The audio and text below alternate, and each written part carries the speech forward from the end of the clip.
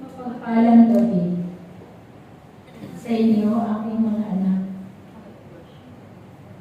na hinirang ng Diyos. Ako, si Maria, ang ina ni Jesus, na naririto sa inyong harapan at nakatungkal sa bawat isa sa inyo. Ako'y nakakabag sa lahat ng mga tao na nahihirapan doon sa digmaan na nagaganap. Kaya ako'y nananalangin sa Ama. Nagpapatira pa ako para sa kaligtasan nila lahat, sapagkat sila'y aking mga anak. Pantay-pantay ang aking pagtingin sa lahat ng mga tao. Iba-iba man ang kanilang mga relihiyon. Ngunit silang lahat ay mahalaga sa akin, sapagkat kayong lahat ay aking mga anak.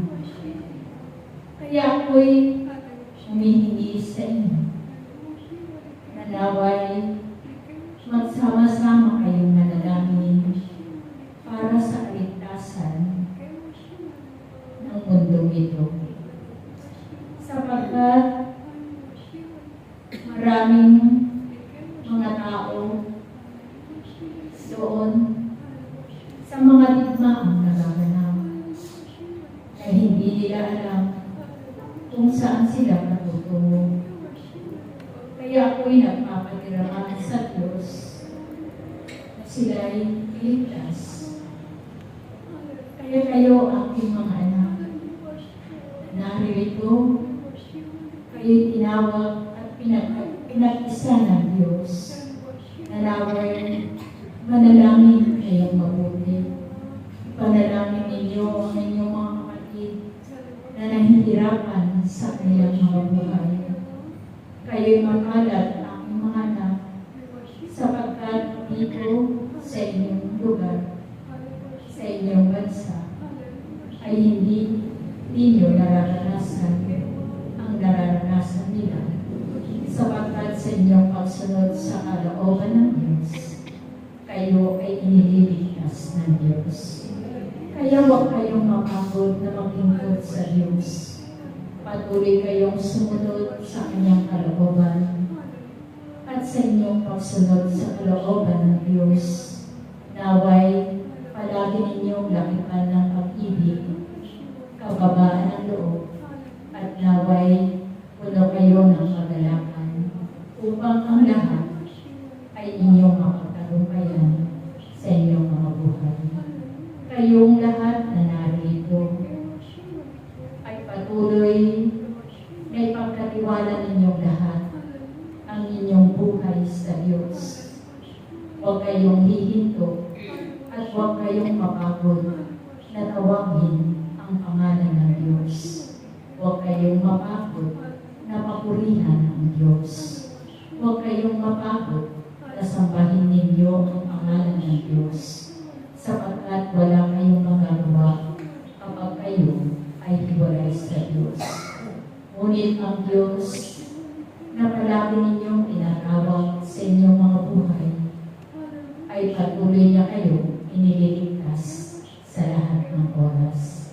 Kaya nawa, aking mga anak na narito, magpatuloy kayo na maglingkod sa Kanya habang kayo'y nabubuhay, sapagkat ang Diyos na tumawag sa inyong lahat ay ang Diyos na nagbibigay ng kaligtasan ng bawat isa sa inyo. Mapalad kayong lahat, sapagkat patuloy niya kayong binibiyayaan ng kalakasan, binibiyayaan niya kayo ng kagalingan sa inyong mga karamdaman, at patuloy na kayo'y iniingatan sa inyong mga buhay. Kayong lahat ay mahalaga sa Diyos. Kayong lahat ay pantay-pantay sa paningin ng Diyos. Kaya aking mga anak na narito, nawa, huwag kayong hihinto sa inyong paglilingkod.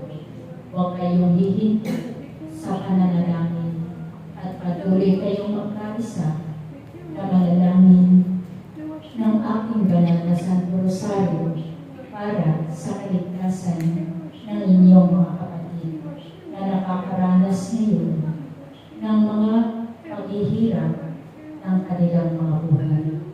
Salamat sa inyong lahat na narito. Naway, magpatuloy kayo maglingkod sa Kanya hanggang wakas ng inyong mga buhay.